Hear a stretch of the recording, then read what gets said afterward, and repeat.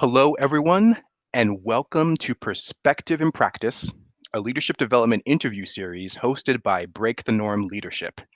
I am your host today, Dr. Ramien R. Pierre, and today I am here with Marc Coleman from the Tactile Group. Marc, thank you so much for joining us this afternoon. Absolutely. Thanks for having me. I want to jump right in because I'm just really excited to talk to you on a number of levels, and I really want to start with your origin story. But before we get deep into that, I want to understand a little bit more about your organization and what you're doing. So, how do you describe what the Tactile Group does, and what's the story behind your motto, designed to give a damn? Sure. The Tactile Group primarily builds custom software applications for federal government. We do a lot of work with the U.S. Department of Education. We also do a fair amount of work with the city of Philadelphia, building those applications are primarily around data collection and information sharing. We've been doing it for 20 years now, and we're I think that's where our sort of strong suit is. We also do a lot of technical assistance around educational data as kind of a part of the side piece of what we do for with the feds. Designed to give a damn. So that's kind of our motto, our slogan, our mission, however you want to kind of think about it. But it really kind of refers to how we actually care about the work that we do, who we do it for, the world in which we live, and the communities in which we serve. So it's all about not even leaving a light footprint. It's about leaving the world a better place. Oh, I love that. So, how do you describe your role in your organization then? Well, since founding the company 20 some odd years ago, in my bedroom with a laptop and in my slippers, I've had every role in the company, but now I'm responsible primarily for business development, strategy, and budgeting. Okay. And what title does that all of that fit underneath? For us, I am the founding president and CEO. Woohoo! Congratulations and my deepest sympathy. Yes, sure. All right, so let's look back. Let's build the origin story. Mhm.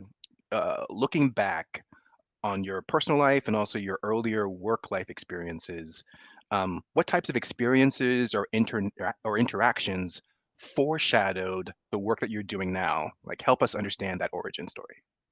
Sure. I often think about an internship I had in between my junior year and senior year in high school. I was working at a large telecom organization as a first year intern. And it was my first real experience in that kind of large corporate setting. And literally around the water cooler, they were conversations about, really homophobic, really misogynist conversations, slightly tinged racist. I'm like, I don't want to work here. I don't want to bring my best to this kind of environment. There was also a very palpable glass ceiling in the hierarchy of the organization, above which there were no people of color and no women. So, and Mm, this is the late '80s. So like, I was like, I want to build a place where I can bring my full authentic self to work every day and not have to worry about, masking any part of myself or being other than who I truly am. So that kind of put the bug in my ear that I never really wanted to have a traditional job, that I wanted to always take the entrepreneurial route. The specific one just kind of came out of the creative things that I was into at the time. I went to school for electrical engineering and civil engineering. I'm actually a highly overeducated high school graduate. I never actually finished college, but while I was at college, I started DJing and uh, learning, the way around the computer in architecture school. I learned how to do some basic graphic design and end up doing a lot of my flyers. So the creative part came out of promoting my own DJ business, excuse me, which has mm. evolved into this what we have today, which is much. It was a very kind of organic path to where we ended up. Wow. Okay. There are several things I'd love to double click on if you don't mind. Sure. First, that like your origin story started from, it sounds like an uncomfortable, maybe even painful experience as an intern in high school. But you turned that pain around and decided to build a place that would be where you could bring your full and best self as opposed to where you were interning, where you could not do that, correct? That is correct. That is exactly it. It actually reminds me of one of my favorite Baldwin quotes, and I'm going to probably massacre a little bit, but it's essentially the place where I will fit won't exist until I make it. And I really love that. Like we construct those places. It's hard to find them. That we have to actually build them. Hmm. I also love this piece about, or a theme I'm seeing is that yes, you were a DJ, but you also had to do all the work to promote yourself. Like so, like you started this habit of being a whole industry from A to Z. I forget whether that's vertically integrated or horizontally integrated, but you were an integrated industry even in college, and I'm guessing that's something that's continued with you ever since. Yeah, and every single like I've had like from the DJ had the DJ business. Actually ran a bed and breakfast in my house before the years of Airbnb, and then on to what Tactile became. And each piece, you know, I learned a little bit more. I learned accounting and scheduling when I was doing the Airbnb. I learned how to get everything set up properly as far as taxes goes during that period too. So each one of these pieces has kind of informed the next step. Yeah, so I'm just picking up skills along the way. Oh, that's excellent. That's excellent. So you're, even though you may not, as you pointed out, may not have been a graduate, you're it seems like a lifelong learner. Like you're really building, you're learning to fly the plane while you're building the plane while you're actually flying it. You're doing three things all at once. That's what it feels like sometimes. That would explain my my mental state. No, it's fine. But I, you know, I chose this life, and I really enjoyed it. It really suits me. I'm always learning, always picking up new stuff. Um, uh, the I feel like if I'm not learning, I'm not moving, and I don't want to ever stop moving. Oh, that's excellent. Now, you're not doing this work by No. yourself. You Mm. are working in teams, you're building teams. And that's actually something we really want to lean in on because I think there's a lot that folks could learn from your experience recruiting, building, leading diverse teams in the workplace that are successful in a number of different types of projects. But let's start with definitions, if you don't mind. Sure. Um, in your own words, what does diversity in the workplace mean to you? I, and then I'll ask some follow-ups. Okay, so it's along lots of vectors. Yeah, of course, gender, race, identity, but it's also along age, geographic location, life experiences. Right. So every person is a sum of their life experiences, and that diversity of that individual's kind of experience when you mash it up with other people in an environment where they can actively, you know, and uh, uh, respectful environment where they can actually collaborate and communicate effectively, you're going to get ideas smashed up against each other that you wouldn't have thought of before. So that diversity of thought, that diversity of experiences, is going to inherently lead you to a better product. You said something there about the diversity of thought, and you connected that to the diversity of experience. Mhm. That's something that I often see many leaders misunderstand about diversity. They think it's about people who look different um, or who act different. But what we're really trying to go for are what are the all the different levers we can push to get people who think differently so that we don't all have the same blind spots. I I'm mean, curious. you have a couple, you have a bunch of people who look a lot different but have had the same experience. You know, you could have a bunch of Harvard graduates that are white and black, and they will have a different experience at Harvard, but their life experience overall may be very similar, and their thought processes may be very similar because they were trained the same way. So you have to think about it from a lot of different angles. Yeah, now that's something a lot of leaders can miss around diversity, that we're really going for diversity of thought. In your experience, what are other things that leaders tend to misunderstand about the true meaning or the true value of diversity in the workplace? I think you have to have an environment which you can that can actually thrive and be not only be celebrated but actually just actually work. If you don't have an empathetic environment and you kind of try to bring in diverse thought, diverse people of whatever kind of definition that is for you, if you don't have an empathetic environment, those folks are going to be gone because they're that it's not conducive to them bringing them full authentic self. That's which if you want in a diverse environment, you have to have build a space where they can be themselves Yeah. and communicate effectively. So it won't work unless your environment and your culture is empathetic. So I want to I'd like to I propose a friendly amendment to something you said, but Sure, you please. tell me if I'm crazy. It's the bringing your full self to work. Yeah, Um, uh, not maybe not by nature, but by habit. Um, a neurotic, overachieving, slightly controlling Virgo. sure. Um, and no one at my job signed up for that. Now, my partner who I married, yeah, he gets that. He gets the Yeah, got full self. So it. what I try and tell people is I don't want to bring my full self to work. You don't want me to bring my full self to work. What you want is for me to bring my best self to work. Fair Is that a enough. friendly amendment you're willing to accept, at least for I'm this I, conversation? I'm definitely willing to accept that amendment. I mean, I think for me though, personally, I that's what I want to do. But I understand that amendment actually makes a lot of sense in a larger context. And now I want to go into like this. What I like so much about the way you described diversity in the workplace and its value is the way you described it. Once you get a diverse team, that's when the work really begins. Whereas I think for many leaders, they figure once I get a diverse team, I'm good. My work is done. But you talked about building an empathetic environment. That sounds like something you only do after, well, you can start it before the team gets on place, but once they're in place, you have to keep working on building that environment. And that's what I want to get into now. Sure. So how you have all these diverse thinkers and it could be chaos. How do you manage that creative and strategic process within your organization so that that diverse team is being productive as opposed to being chaotic or catastrophic? I will say that traditionally diverse or leaders from underserved communities have an easier time doing this because we kind of lead by examples. Like, okay, this is a gay black guy I'm talking to. He's gonna I can assume that he's going to be okay about these things. You can't really, but I can. There is an environment that's kind of set up with a diverse leader that is different than you. There's less you have to explain. I don't know Yeah. how to really how to put that. But there's also the active work is we check in with every single person on the team like every once a quarter, right? So they have the opportunity to talk to me directly and C-suite and check in temperature check. Not accompanied by their supervisors, just like how's it going for you? Is there anything that we could change? Anything that we can do better for you?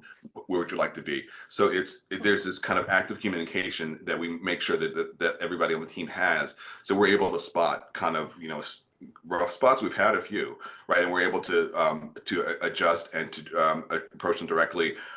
Give folks the tools they need to communicate better or to work through some of these issues. But it's that active communication that's really been important for us to be able to maintain that. And I'm assuming that, well, actually, let me not assume, how have your employees, particularly new ones, received these quarterly check-ins? Because you're doing something that, I've heard larger companies talk about skip level meetings, but sounds like more personal, but also it sounds like it's more impactful. I'm just curious how it's been received. It's the new employees that have received them well. The ones who who are most excited about this opportunity to kind of meet with us regularly are the ones who worked at other companies where it doesn't exist, right? So Mm, they come in like, oh, this is different. You actually care about what we're, not only as me as a labor force, but as a person, and that kind of empathy that we show by that checking in is kind of it's seen in our lack of our kind of very low turnover rate. People once they come to work for us, they work for us for a very long time. uh, could you give us a little more data about the lack of turnover? Because that's pretty So amazing. yeah, the youngest folks, our turnover rate is somewhere average about 3 years. That's not bad for like entry level people. Our Yeah. longer folks have been here an average of between 7 and 10 years. So yeah, we tend people tend to stay with us once they hear. Mark, that's a pretty big deal given just the general job churn. Hmm. And as you point out, entry level folks tend to leave pretty quickly. But Hmm. also, let's not forget the world has been full of amazing opportunities and challenges over the last 5 or so years. Like not just the pandemic, but economic turmoil. The fact that Hmm. you've been able to keep people, it's pretty remarkable. Yeah, and it really shows because I mean, their business is cyclical; it goes up and down. Folks have stuck with us through some pretty rough times, and that I think says a lot to the way we run the company. I bet it says something about how you run the company, but also about how you recruit, how you hire. Mhm. Let's talk about that for a moment. what I know about your approach to hiring is that it's not so much about evaluating like whether or not someone fits into your culture. It's more about you really are going for that diversity of thought and perspective, trying to make sure you're adding something to the team. What advice would you give other leaders who want to adopt a similar approach? How can they be more intentional and consistent in their hiring for the thoughts or the thought frameworks that they need? Well, I mean, the our hiring process is like three stage. We have a phone review, and then we have a skills review with the team that they've actually working with. And once they pass the skills review, then the folks are kind of passed on to the leadership to do a kind of assessment on how they what would they add to the team. I asked the question, I say, what you, I assume you've actually researched this. I assume that you kind of know how important culture is. What about you would add to our culture? What do you bring? And sometimes it's stuff that it's not on the interview, it's not on the resume. It hadn't come up before. We had an applicant come in actually and hire this person lived in Argentina for the beginning of his life, spoke four languages, didn't know that, right? So that was a perspective that is good to have on our team because we do a lot of Spanish language translations. There are other parts that came out of that question that we didn't see on this interview. So I just asked the question. Wow, I love that. And I love this process. Phone, then skills with the team they'd be working with Mm-hmm. before you have this deeper conversation about evaluating, what do they bring to the table that adds value. I love that. And let me pivot then Sure. from building the team to a little bit back to you. So something that we've seen is the realness, the perniciousness of founder syndrome. Uh, But I can't quite tell if you've ever been a victim of this syndrome. So let me ask the question: how have you allowed your organization to grow without hamstringing that development with your ego or your insecurities or your desire for absolute control? Because we've seen so many founders slash CEOs struggle with this. How have you worked your way through it or been able to avoid it entirely, Mark? Impossible to avoid entirely. It's something I struggle with on it. I'm a lot less now. I've learned to get out of my own way. So my first hire and my VP has learned how to manage up to me extremely well, and I've also learned to listen and like not just um, have the knee jerk reaction, emotional. We're not doing that kind of thing that I had at the beginning, which was necessary when it was just me. Yeah. But now that I have all these great people who are much smarter than me and much better than me on these vectors, I have to realize that I hired these folks because they're good at this piece. So let me take their perspective into the decision I have to make, and not just make a knee jerk reaction based on an emotion that's not really um, backed up by these people experiences. So yeah. I'm glad you brought up emotion, because it clears a fallacy, and it's not just a couple of really, really good years of therapy that is informing this opinion, but the research shows it's not just a fallacy that work is very emotional.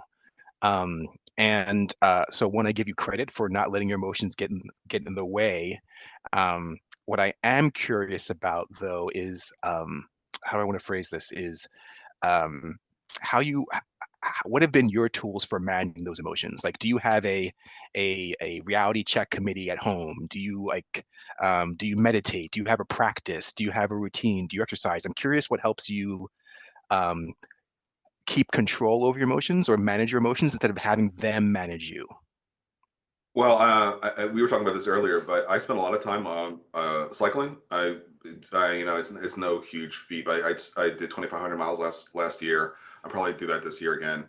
But those times, sometimes in the freezing cold, that is my kind of mental health, kind of get it together, work through everything. That's my psychological practice to even things out and working out and in a physically demanding space as well.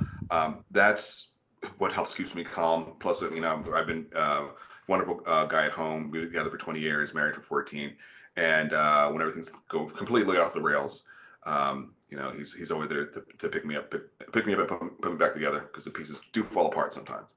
As much as you try to get together, we all break down sometimes, and I'm lucky and blessed enough to have somebody at home that helps keep me stable. Yeah, I'm glad you said that too about yeah, it's we fall apart and that's okay. It's the and we're able to put ourselves back together or get put back together. So it makes me happy that you're willing to admit that you can't do it all your own and that you've got some sort of support system, Mark. I am curious about the cycling though. So when you started, like I can't, my brain imagines that when you started out, it wasn't a mental health exercise. It's probably more of a physical exercise. I'm curious, like if that transition happened one day or over a period of time where this routine started doing more than just being exercise for you. Um, I started riding my bike just around town, like in the '90s and the '80s. Then not the '80s, but the late '90s, early aughts. It was during COVID that it became like an escape and a place to like kind of center myself. And as I started to take these longer solo rides by myself, that my brain was free to kind of engage in different ways than just trying to avoid cars. So it has grown over time, and now it's definitely part of my routine. I miss it when I'm not doing Oh, that's excellent. Excellent. Glad keep avoiding cars though. Um, it. Let me go back to the a bit of the founder syndrome because there are probably a number of founders out there who could use a little bit of advice. I want to ask your advice, what advice you might give them. I want to share a quick story of me working with a founder. Um, I noticed that he seemed to be motivated by fear, and it made sense to me. He'd been let down, disappointed, actively thwarted by um, employees, contractors, people or organizations that like said they were there to support him, but then didn't. So by the time I got to him, he was, I'll say, a very fear-driven person, and that was why he was holding on to things. So that's why he wouldn't trust or let go. Um, and I'm so in his head was this fearful soundtrack that was always playing. I like to get into the soundtrack that goes into your head, Mark. And I know I can do this because of your experience as a DJ, which you've already admitted to. So there's no taking it back. And I'm curious what kinds of songs play in your head to get you into the right headspace or mind frame to do certain types of work. Um, are you willing to play along with me for a little bit? Sure, I'll play. All right, here we go. All right, so I'm curious, what kind of song comes into your head when you're starting something new? Like, what might be the soundtrack to working with a new client or starting a new project that you're excited about? It's kind of a lo-fi hip hop, kind of lugubrious, kind of down tempo, a little bit of a rhythm getting into it, but not overwhelming, and generally not a lot of lyrics. Yeah, Okay. it's lo-fi. It's definitely lo-fi hip hop. Any examples that I could add to my playlist? Uh, um, if we're going back ways, I mean, Portishead I loved, and For Hero, those type of things. Okay, I appreciate that because I don't know any music that's really been created in the last 10 years. Well, that Um, was not 10 years. That was longer than 10 years Yeah, ago. I need to go way, way back. All right, this is good. This is good. All right. What might be the soundtrack or your walking music when you're struggling to solve a problem? Like you're trying to make sense of something. What music inspires a helpful mindset for that? That's my kind of my head down music, and that's going to be kind of a progressive driving house music. Again, lyricless, but it's up tempo. It is moving. It is energetic. It may have some screeches and squelches from electronics in it, but it's gonna have a four on the floor kick drum beat to it for sure. Okay. I recognize those words as English, and I'm assuming that the music folks out there know what those things mean. Um, You how ask the about DJ, you're gonna get a that's fair. DJ. Speak your language. Please don't let me diminish your light. Um, all right, here's one that's spoken sort of out of one of my places is I'm grew up an introvert with stranger danger. So I'm curious because I'm looking for advice here. What music or soundtrack plays through your head when you're about to go to a networking event where there are going to be people and strangers and perhaps food precariously balanced on tiny little dishes? That's pretty descriptive. Let me see. That would probably be like neo soul, like Jill Scott. Um, again, it's something with a bit of a vibe to it, something that's going to give me feel a little swaggery, to kind of boost the confidence a bit. Okay, let's stick with the swagger for a moment. Um, how about if you're going to a big deal event, however you define big deal, like you're going to sign like that contract that is going to keep you and your company busy for the next year. I don't know, you're winning an award. Like, what's your walk-up music? It's gonna be I'm going back in this nostalgia for that. It's stuff that I used to play on the radio. So it's again, my favorite genre is like deep house music. So it's gonna be, Brighter Days by Kashmir, or, something that's really like, again, moving and familiar and upbeat. But yeah, some early 90s house music. Nice, nice. All right, just a couple more I'm really curious about. Sure. All right, let's talk about work. I'm Okay. curious about what's your soundtrack like walking up the steps to the office, and what might be your soundtrack walking down the steps away from the office back to home. That's actually silence for me, Oh, because going in and going out into the world, like between the commute between home and work, is either on foot or on transit. And for me, it's like I have to get into a mindset of being very aware of my surroundings, just by the nature of my need to feel comfort and safe. I have to really be knowing what's going on. So there's actually no music going on in my head, into or out, going out of the office. wow. Okay. All right, last one, at least for Sure.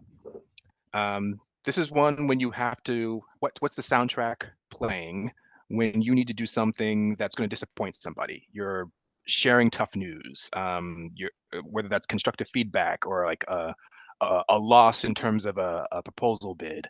I'm curious what helps you get in the right frame of mind for that. Um, Stevie Wonder, Herbie Hancock, kind of more melodic jazz stuff as well. But it's kind of it's chiller, but it's still kind of emotional. And Yeah, Stevie Wonder's my go-to. Stevie Wonder and Prince are my go-to for those moments.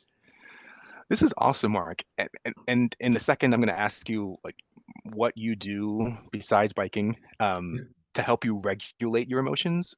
I used to believe that feelings drove actions, and then I looked at the research, and there's actually a couple of things that come before that that really tell the story.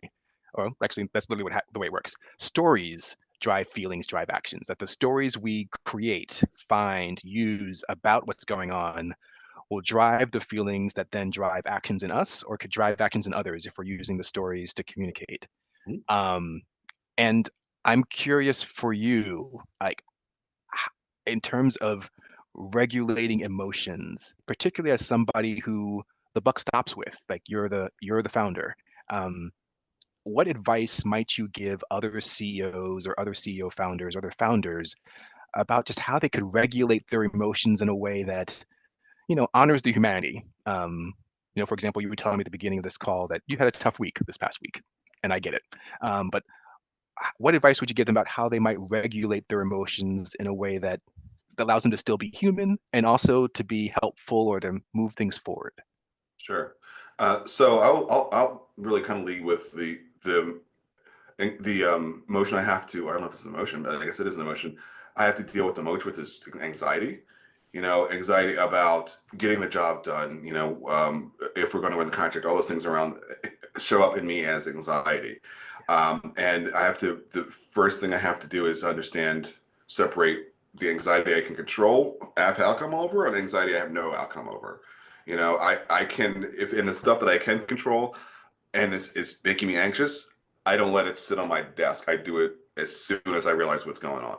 I mean, like, I'll wake up anxious, I'm like, what's going on? Oh, I haven't done that yet. And that's the first thing I do when I come in the office. And that kind of makes that anxiety go away and actually helps me function for the rest of that day in the way I need to.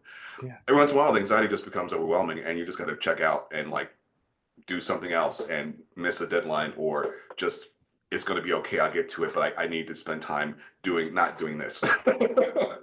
So recognizing what kind of anxiety it is, addressing it immediately, whether that even that addressing it means to put it down for a while. Oh, I love that. Does does your anxiety show up in different places in your body? Like the anxiety over things you can control versus you can't? I'll give you an example if it helps. Sure. For me, when particularly around teaching, facilitating, doing interviews, I'll feel nervousness either in in my gut or like in my right behind my solar plexus. Mhm. And what I noticed over years is that the gut nervousness, that's the cost of doing business. So, 30 years of teaching, I'm nervous every single time in my belly. But if I feel it up here, it's something else. Like I'm not prepared enough, or I haven't thought through something. I hear you talking about anxiety, and I appreciate you being so transparent. I'm just curious if all anxiety is the same for you, or does it live in different places, and that gives you clues about how to act. Like anxiety over things you can control, does that hit differently in your body versus anxiety over things that you can't control? Anxiety shows up no matter where the source is in my gut and my hamstrings. Actually, Huh. for some reason my hamstrings just tighten up when I'm feeling probably because I sit in this chair for too damn long and legs curled up. But I do feel it in different places, and it's actually changed over time. I Hmm. used to feel it more up here, but now it's really in my gut. Wow. Okay. All right. Cool. Well, not cool, but It is what it is. like, yay for you being anxious. No, no, we're people, and we're passengers in these bodies, and these bodies have feelings, and it's important for us to figure out how to manage them. And now that I'm into my 50s, I'm just starting to get the hang of it. Um, I wonder when you started. Like, I wonder if because of your anxiety, and I'm making up a story in my head, if you've had to start learning this a lot earlier than maybe I or others have had to about how to manage our emotions. I started going to therapy about 7 years ago, and that was it. I mean, that helped me.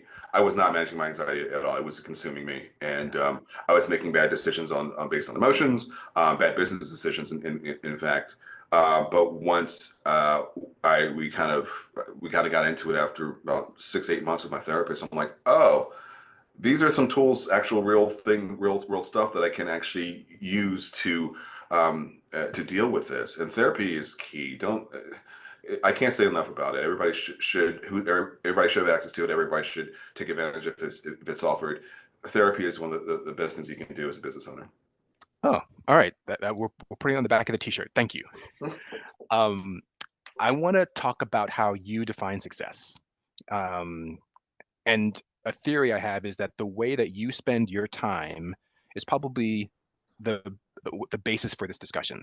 So, can you talk us through a little bit? What are the activities or projects or events that you engage with in your position as CEO? Um, and what do those things say about how you define success? Sure. So it's always been important to me to be civically engaged as a business owner. So I've sat on multiple boards, including I was on the executive committee for the Independence Business Alliance, which is the gay chamber. I have just stepped down from the executive committee of the Greater Philadelphia Chamber of Commerce. I've been a member of the African American Chamber for many years. I serve on Lieutenant Governor Davis's Pennsylvania Commission for Advances sorry, what's it called?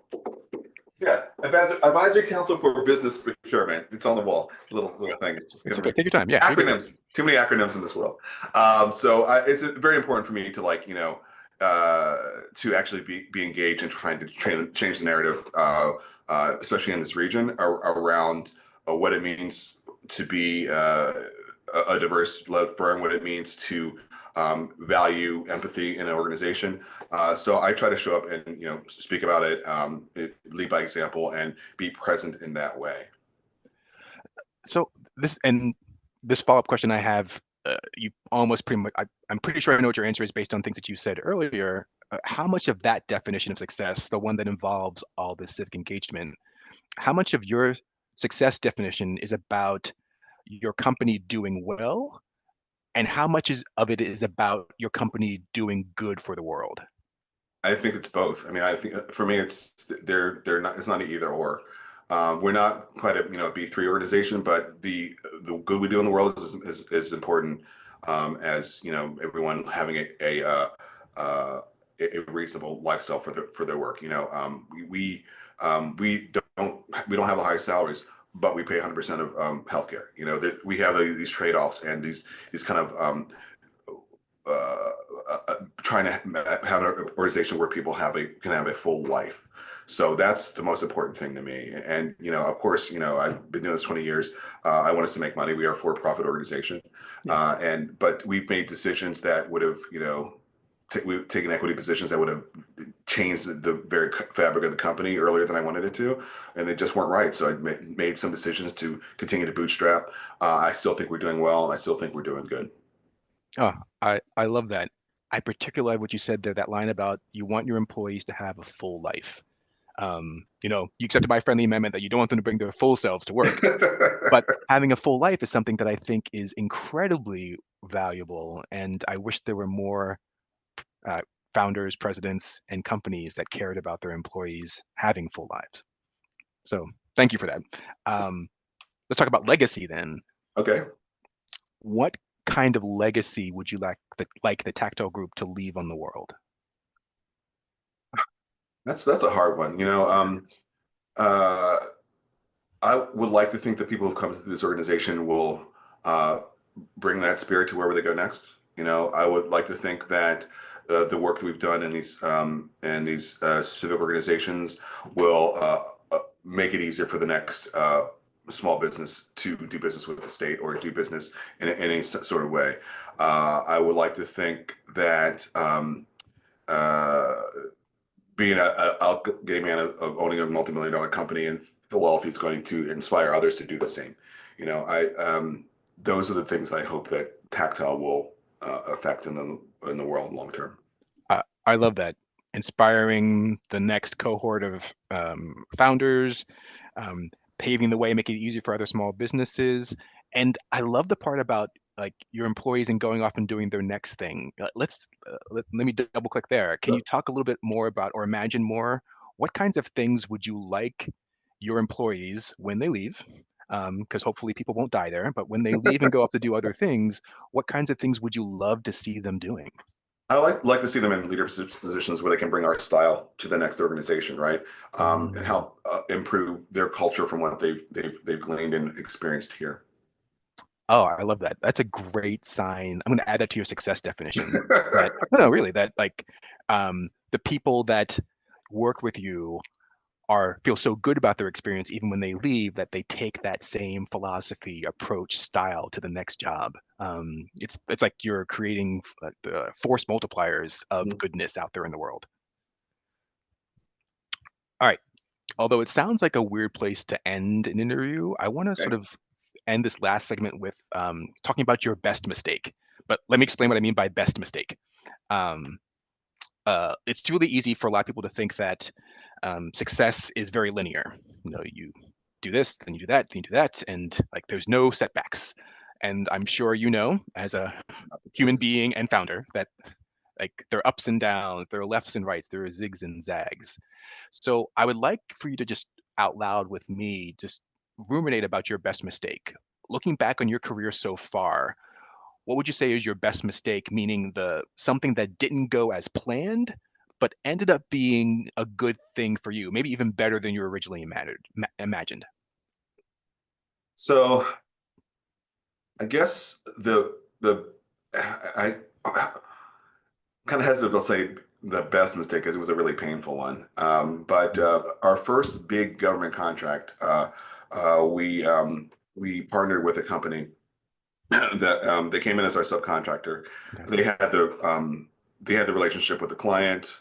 They brought us in order because most of the work was technical and there was some programmatic stuff that they were bringing, and we split the contract pretty much 51-49%. But I hadn't really partnered with another organization on a multi-year project like this before. Okay. So in year 2 or 3, the client changed the scope of the work, and suddenly we were tasked with doing 70% of the work, and the subcontractor refused to amend the contract. So I was on the hook for paying my folks and paying them, and it almost put us out of business, to be perfectly honest. Wow. what it taught me was that taught me how to make a much better subcontractor agreement, much better. So and that has paid off in the dozens of or so contracts we've gotten afterwards with subcontractors. Hmm. So having one bad subcontract has made all the rest of them much better. It also has changed my approach to contracting in general. We're paying a lot more attention to it. So that mistake around trusting somebody you just met, sort of thing, thinking they have their best intentions in heart. It's like, okay, I'm much more cautious about entering into new relationships now. I'm much more cautious about those actual arrangements and the actual agreements. I'm just much more conscious after that mistake. Yeah. Wow. And how, first of all, that sounds, I'm trying to find of polite words I can use on the internet. Crappy? Um, yes, let's go with that. That sounds like really crappy what happened to you and your company. How long of a crap fest was that? How months or years did that last? That was 2 years of that we had to endure that. Yeah, so it was not a fun time. No, no, and that's really hard. First of all, I can only imagine. And what I appreciate most, but I want to ask about it, is it sounds like, yes, you learned from that experience. It's impacted how you've done contracting and subcontracting since. It's, has it made you bitter? I'm trying to get a sense of whether like, I understand being more cautious about partnerships, but I'm curious about your general feelings of whether that experience really soured you on partnering or subcontracting, period. No, it didn't make me better. It made me stronger and smarter. I'm not. I wish I could have learned that in a less uncomfortable way, a less painful way. But I learned it, and I've taken that as a lesson to to the next relationship, the next opportunity. It's not about being bitter; it's about learning from it. How do you, what's a good way to ask? How do you go about evaluating whether a partnership, a business partnership, whether that's a long-term relationship or a short-term relationship, is going to work or not? Like, are you spending time with them at dinner? Are you like, double reading every single email? I'm just curious. Are you going with your gut? How do you tell whether or not the person on the other side who is it was what is it the great American philosopher Chris Rock said that when you are dating someone, you're not dating them, you're dating the representative at first. So I'm Mhm. curious, what's the business equivalent, and how do you get beyond just that superficial representative into knowing whether or not you can trust this person? Well, there the way we approach the business development, there's a like a long lead time. So some of these opportunities that we're looking at are like 12 to 18 months out. In that time, we are in contact with our possible partners way out ahead. Yeah. So some of those, and then we are also asking our clients, do you know this client? Do you know this company? How was your experience with them? Would you work with them again? We are doing our due diligence Mhm. around the scenes, but also, there have been times when in those kind of initial kickoff meetings, it's like, oh, this is not going to work. This our cultures are just not good. You can tell pretty quickly whether the Yeah. cultures are compatible or not, and we shy away from those relationships, back away from them really quickly. Oh, I love this. So if the cultures are incompatible, walk away. Yeah, If absolutely. It's if not they're going to not work. dating material, it's okay. There are other fish in the sea. That is correct. I also really like the fact that you were talking about a year and a half ramp, runway to get to know these potential partners before you have to sign on the dotted line. Mhm. I would think that gives you enough time and enough to see that client in enough different contexts that even if you are dating the representative at month one, by month 12, you figured out who these people really are. Is that true? It's by the time we actually get to the proposal writing process, it's pretty clear what they're capable of. I mean, you don't really actually know until you actually start the work. But generally, our intuition and our observation have led us to good decisions recently. And I want to highlight the thing that you keep saying. It's not just you making this decision. It sounds like you have a team of diverse thinkers helping you evaluate these potential partnerships. Do I Yeah, have that right? I have blind spots. Everybody does. Is my company. I own 100% of it, but I don't know everything, and I can't see everything. And there are certain issues that I just I'm learning, but I still just don't see. There, we have one person on our team. We call her the BS detector, and she's like, there's nothing wrong with that person. Like, okay, there's nothing wrong. There's I don't really yeah, that person, and she's never been wrong. So I know. Yeah, I definitely have a diverse set of folks in all these meetings and observing these potential partners and giving their opinion from a different perspective. I am like so excited about your BS detector. Beyond the obvious reasons, like that's a great asset to have. But I have to believe, Mark, that's an asset you may have developed. You probably didn't develop her ability to detect, you know, disingenuous people. But I suspect you created an environment where she felt that she could bring that skill set, which she probably uses in her regular life, to work. Yeah, And that's remarkable because people don't feel comfortable. Again, we don't want them to bring their full selves, but we want them to bring their full talents that are business related. Like sure. you made it safe enough for her to do that story in my head. So I hope you give yourself some credit for that. Thank you. Well, Mark, I can't thank you enough for sharing your journey and your leadership insights. It's been such a pleasure hearing from you about your experiences and the lessons you've learned along the way.